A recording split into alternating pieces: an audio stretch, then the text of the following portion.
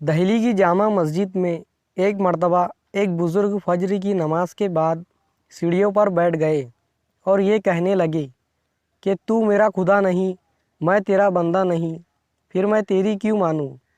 دیکھنے والے لوگ کہنے لگے یہ کافر ہو گئے، کسی نے کہا پاگل ہو گئے۔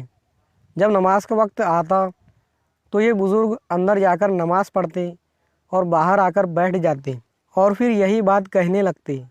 مغرب کے قریب ایک شخص وہاں سے گزرتا ہوا ان کی بات سنا اور کھڑا ہو گیا اور پوچھا کہ حضرت، یہ تو کا مخاطب کون ہے اور یہ بات آپ کس سے کہہ رہے ہیں؟ اس پر ان بزرگ کو ہنسی آ گئی اور کہنے لگے دہلی جیسے شہر میں ایک ہی عقل مند نظر آیا، کسی نے مجھے پوچھا ہی نہیں کہ میرے اس تو کا مخاطب کون ہے اور میں کس سے یہ کہہ رہا ہوں، خود ہی سمجھ لیا کہ میں اپنے اللہ سے یہ بات کہہ رہا ہوں، حالانکہ میں اللہ سے نہیں کہہ رہا ہوں۔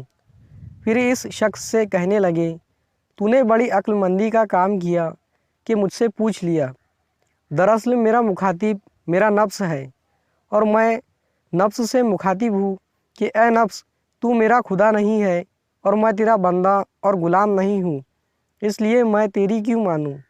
میں تو خدا کی مانوں گا۔ اس نے کہا کہ یہ بات آپ کیوں فرما رہے تھے؟ اس پر ان بزرگ نے کہا بات یہ ہے کہ آج فجر کی نماز پڑھنے کے بعد مسجد سے نکل رہا تھا تو نفس نے شدت سے تقاضا کیا کہ آج ناشتے میں حلوے پراٹھے کھلاؤ، تو میں نے اس سے کہنا شروع کر دیا کہ تو میرا خدا نہیں ہے اور میں تیرا بندہ نہیں ہوں، اس لیے میں تیری کیوں مانوں؟ میں تو میرے اللہ کی مانوں گا۔ اور جب بھی وہ مجھ سے یہ مطالبہ کرتا ہے میں یہی جواب دیتا ہوں۔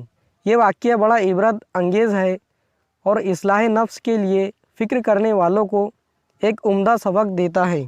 بزرگان دین کہتے ہیں کہ ناجائز چیزوں میں بالکل یہ پرہیز کرنا چاہیے اور جو جائز چیزیں ہو، مثلاً کھانے پینے کی حلال چیزیں، ان میں پابندی نہیں ہے، لیکن ان میں تقلیل اور کمی کرنا چاہیے کہ کبھی نفس کو دے دو، کبھی کہہ دو کہ بھائی اب نہیں تب ملے گا، اس سے نفس کنٹرول میں رہے گا۔ اگر اس کی ہر جائز و حلال خواہش پوری کی گئی تو وہ سر پر بیٹھ جائے گا۔